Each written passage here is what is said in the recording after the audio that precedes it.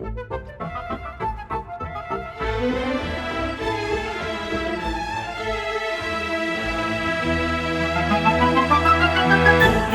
مادر بزرگ هزار تا قصه داره، خونه مادر بزرگ یه دنیا قصه داره.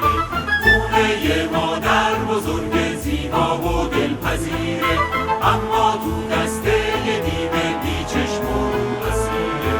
یه روز یه ملا اومد میگفت که من امامم، این خونه مال منه باید بشه به نامم.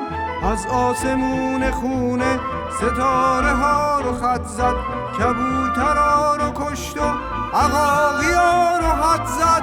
جای ترانه پیچید صدای روزخونی، آدما می شدن پیر از غصه تو جوونی. خونه مادر بزرگ هزار تا قصه داره، خونه مادر بزرگ یه دنیا قصه داره.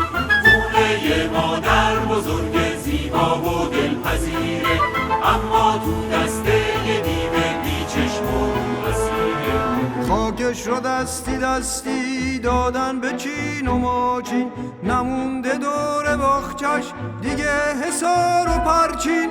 حراج ماهی حوض، حراج گل تو گلدون، مادر بزرگ میخونه حالا با چشم گریون. خونه مادر بزرگو باید که پس بگیریم، خونه عشق و امیده باید واسش بمیریم.